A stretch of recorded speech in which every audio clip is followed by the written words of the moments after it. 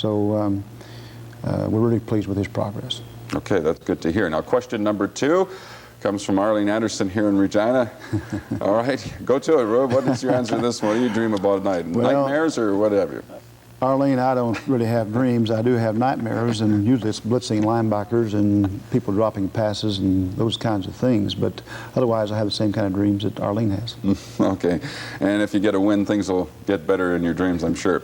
All right. If you have a question for head coach Ruben Berry, please drop us a line. Coach's Question, Football 84, CKTV Box 2000 in the city of Regina. You could possibly win a trip to the Grey Cup in Edmonton coming up in November, courtesy of Dash Tours. And we'll be back on Football 84 in just a moment.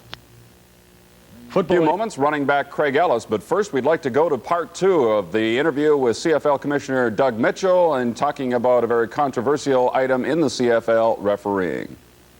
It seems lately there are an inordinate number of penalties being called in the Canadian Football League. How about your concerns with that situation and really the officiating in general in the CFL?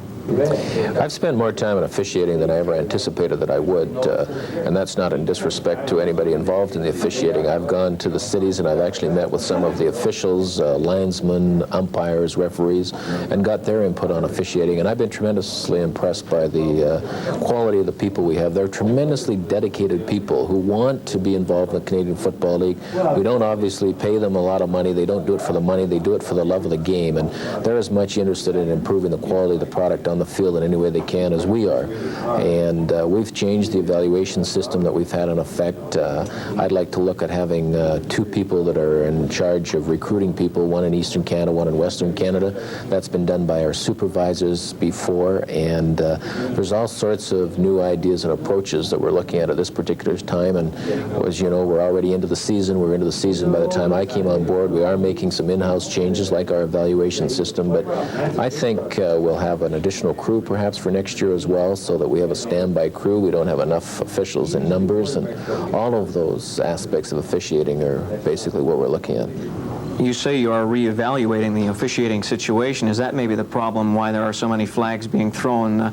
The officials being a little bit nervous of the fact they're under scrutiny each game out? No, I don't think so. Some people say we have too many calls, but yet I get a report from one coach in this league who has a winning record, so he's not complaining, but he sends me in an evaluation after every game, and he feels that there isn't enough holding calls made. So it's kind of interesting. Some people feel there are too many calls. Other head coaches feel that we don't call holding enough. So it can't be, I don't think, that we're calling too many penalties. How about your concerns with the United States Football League, a third pro league in North America? I think they were more of a concern when they were establishing themselves than they are now. Right now their battle is against the National Football League, and they're trying to take away attendance from the National Football League. I think they've done their marketing job of trying to attract top stars away from the NFL and the CFL. We're not going to disregard them, that's for sure. We're going to be very cognizant of them, because what I've said is that if it isn't the USFL next year, it may be another league. I think there'll always be another league in the United States. So we have to direct ourselves on the basis of its increased competition. I think players that are brought up into Canada will probably have long-term contracts now rather than signing them short-term and allowing them to leave much earlier. We have to generally protect ourselves on the basis of meeting competition, meeting it but not fighting it. And I think if we sign long-term contracts, we improve our position financially with better marketing, better television revenue, we'll be in a position to fend off any opposition, whether it's USFL or any other league. With this new league in place, are you finding that the talent level of players available south of the border that you have to compete with the NFL and USL for is now maybe a lower caliber than previously? No, I don't think so. The one area of concern that I had before was quarterback, that there are a limited number of quarterbacks, but overall, the number of players that graduate in the United States from football careers in colleges and never get a chance to play pro, and there's such a marginal difference between the ones who become professional players and the ones that don't even get a chance to play, that I think there'll always be an adequate supply from the United States of football players. Something new that you have personally implemented this year in the Canadian Football League, and that is a drug education program for the players. How has it been working out with the clubs, the players, and really your ultimate aim of starting this thing in the first place? We've had very favorable feedback from the players involved, particularly some of the veteran players who are quite pleased that we've started it. There was no particular reason to implement it on the basis that we felt there was any problem, but we felt that there's a problem generally in society right now, and that drug education is something that we should be a part of. We projected on the basis that our players will become involved in national advertising campaigns for crime prevention in conjunction with the National Football League. It'll give us a higher profile. It will also put our players in a more higher profile level, advising youngsters not to become involved in criminal activities such as illegal drugs. When you became commissioner of the Canadian Football League, it was a whole new area for you.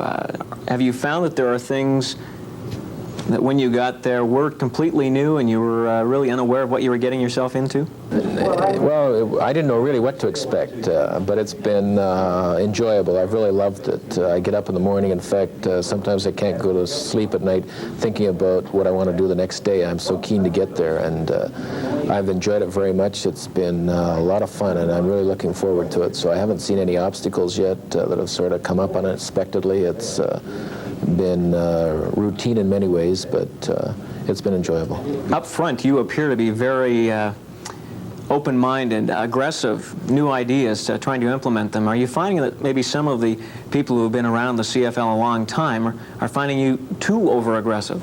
Not really, no. I find that some people that have dealt with the league office before are a little apprehensive of past connections they might have and what my reaction will be to them, and I found some situations where I felt people were testing me, but no, I generally feel that people have been very cooperative, and my system of operating is one of communication, so I really haven't had any problems with people.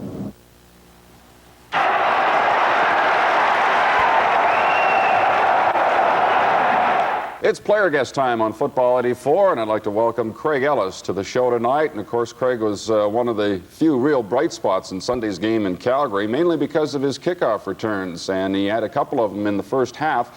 One of 51 yards, the other one of 92 yards. We're going to take a look at those right in just a moment, but let's first of all talk to Craig about the kick return game. Is it something that you really take a lot of pride in? Well, at that game, I remember Coach Berry was battling for field position with the weather, you know, electing kick off the ball and so we can get the win. And so it was the second quarter, so they had to win.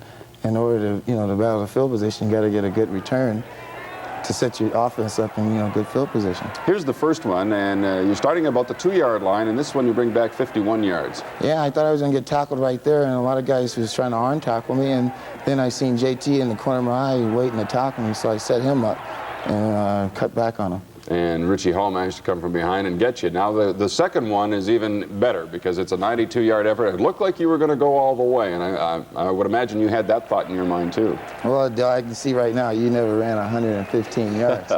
I tell you, after I got halfway down there was not a monkey but a gorilla. Well, I have. It took me a couple of days though. But right there, someone comes across and puts a finger in my eye, and I can barely see out of my left eye right now. It's like a blurred vision.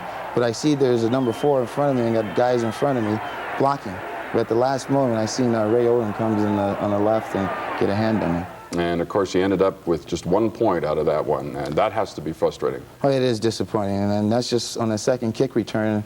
That's an example of being frustrated. You know, being down and you want to do so much for your team. You know, you just want to, you know, to excel.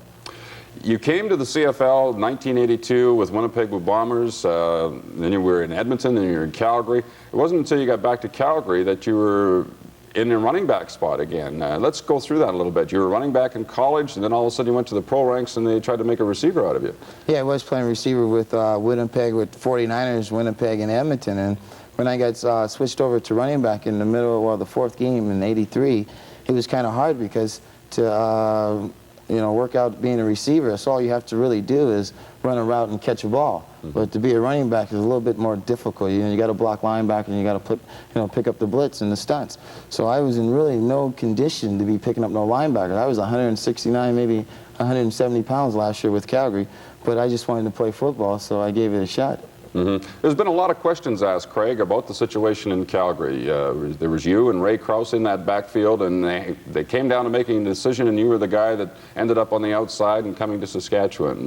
What were your thoughts about the way things transpired? Well, me and Jack Goddard are really good friends, and I really appreciate Jack Goddard for what he have done for me in the past. You know, giving me an opportunity to play in the CFL and let the watchers out there to get a chance to look at me over at Calgary, because he experimented with the 2 import back situation. And a lot of teams in the CFL doesn't have 2 imports, and at the time they wanted to strengthen their defense, so they wanted to go with 1 import in the in the backfield. So Pat Hill, he was the offensive coordinator. You know, he played coached at University of Las Vegas, same place where Ray Krause played at. So they took Ray Krause and said that he was more suitable for the offense at the time. Of course, the Riders have now made a change. Jerry Killing's the offensive coordinator here, and I know we're quickly running out of time, Craig. What do you see in the way of benefits with the change this week? Do you see a lot of different things happening now with the Riders offensively? Well, Del, I tell you, it's all right now, what we're trying to do, and I know a lot of guys feel the same way I am, the same way I do, is we got to get our confidence back. I think in the preseason we was playing with a lot more confidence, and lately there's been a lot of pressure. You know, and the fans we have here are probably the best fans in the CFL, and there's just been so much pressure put on us, and I just wish we can probably get our confidence back and play a little bit better and get things going. Let's hope it starts this weekend in Winnipeg. I sure hope so, Del. Craig Ellis, thank you very much for being our player guest tonight. The Riders against the Bombers, Sunday in Winnipeg. Of course, we'll be back next week with highlights of that one. And we'll see you next week. Football 84 is